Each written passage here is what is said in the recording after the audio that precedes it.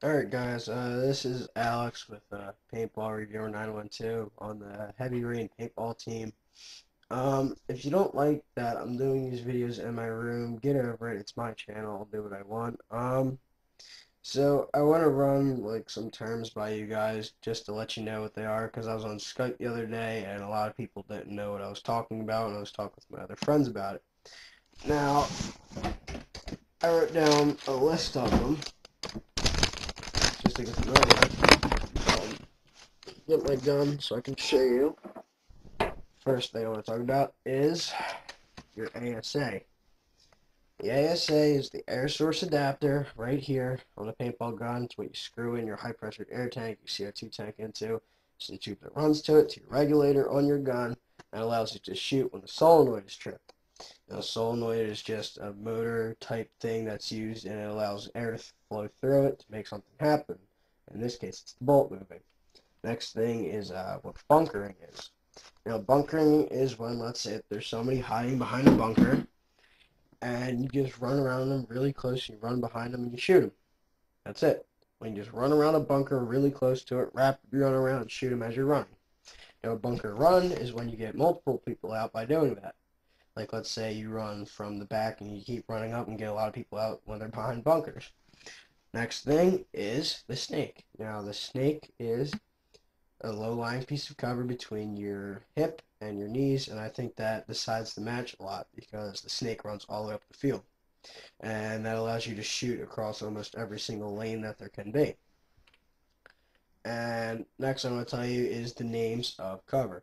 One of them is the snake knuckle, which is just the bunker that doesn't fit in with the snake. It's like a curve. I don't really know how to explain it to you guys. Looks like a half circle kind of thing. And the snake knuckles, they're just there to provide extra cover. This way you can get on your knees instead of being laying down the snake. Next thing is a can. That is a taller cylinder-shaped bunker. The next thing is the Doritos, and a Dorito is the pyramid-looking type cover that's named Dorito. And then the last one is for X-ball players. It's the X, and that just means that there's a gigantic X in the middle, a blow up bunker X, and then smaller X's in the back. Next thing we're talking about is snap shooting or snapshots. Now, what that basically is let's say you're hiding behind cover. You pop out, take a couple shots. Now, I'm not going to do it quick, so I don't want my computer to fall, but you have to pop out quick, take a couple shots, pop back in. Now, it's not like you can do this like 1,000 times. It's basically maybe one or two times if you're lucky. It's a hit or miss. If you miss, there's no points in snap shooting a lot. Just wait for the other guy to get down. Um, Next thing is the eyes. This is one eye. This is the other. Now that's an electronic device inside guns with boards that allow them to see if there's a paintball in the feed neck. This is feed neck. This is clamping feed neck because it's got a bolt on it. Stovepipe feed necks are the ones without that. Now a clamping feed neck is, well, not a feed neck. I'm talking about what's it called? I'm talking about the eyes here. In this feed neck, you can't see the eyes really, so I'm not going to show it to you. But it's just the device inside here. I'm not going to take it open for time purposes. Now the eyes are on right now because the light isn't flashing on my Proto SLG09. I stick my finger down, block the eyes, turns green. You can shoot now. Can't shoot. Can shoot. Can't shoot. Alright. When the eyes are on, you tend to chop less paint, but the balls per second seems to go down a little bit. I don't know about you, but that seems to happen to me. But I don't really have a problem with it. Next thing is the labeling on a field, like the 50, the 40, the 30, etc., etc. Now, what that basically is it's just a code that speedball players use to tell their other players where these people are. Now, the 50 is the center, the 40 behind that, the 30 behind that, so on and so on. Now, when I was playing speedball with one of my friends on a smaller field, it wasn't big enough to use 50, 40, 30. We were talking about can 1, can 2, snake 3, snake 2, snake 1, knuckle 1, knuckle 2. And that's just like a code that you use to tell your players where people are. Next thing is the difference between a front a middle, and a back player. The back players are the guys that call out where other people are, where they're running to. They're the ones that tend to be a little less slower than other guys, and they like to shoot. They have a happy trigger finger. They carry a lot more paint. They don't have to move as fast. They just paint down their lanes to suppress players. Middle players is the hardest position. I play middle and front.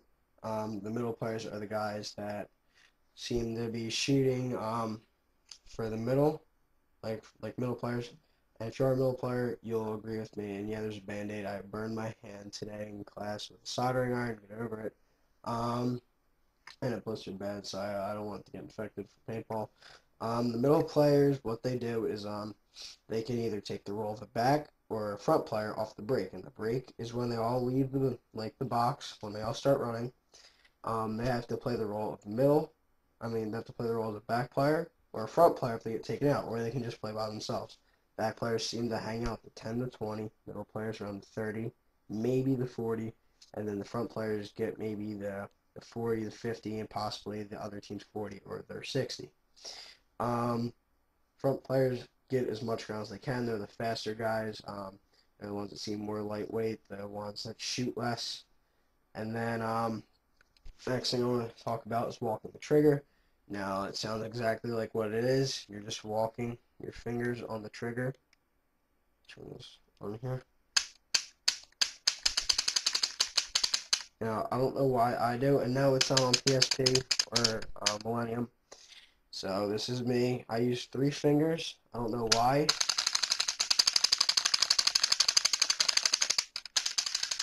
Don't ask me why. I just got comfortable with it. Next thing I want to talk about is a loader. Now, there's a bunch of brands out there. This is a Halo B loader with a what's it called? A friction grip lid, and make sure it snaps all the way when it goes down. These kind of loaders, they're not gravity fed, which means it's just an average loader. The gravity fed are the ones that just let paintballs fall down into it. This one is force feed. See how twisting? When a paintball is detected inside the feed neck, it stops spinning. When it's not, it's constantly feeding it. Hence the name force feed. So if you turn your gun sideways, paintballs are still streaming in, unlike a gravity fed loader. Next thing is pods. These are what you see players have on their back. This is what they use to reload their hoppers or their loaders when they're out playing on the field. And then it goes in the pod pack, which can hold the pods or hold a remote line. Remote line is a rubber tube that goes to your ASA from the tank, which would be holstered on your back. Some players think it's more comfortable. I don't prefer it. I don't like it. There's a couple things. It's porting.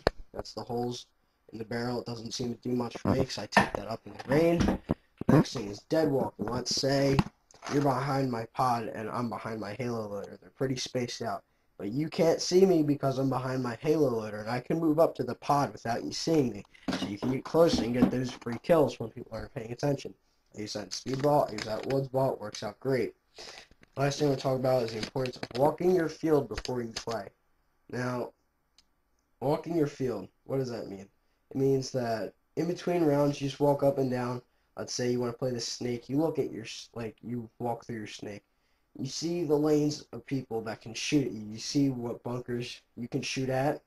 Because if you move up, whenever you're playing snake, get as far as you can so you can get your free kills off the break, people not paying attention.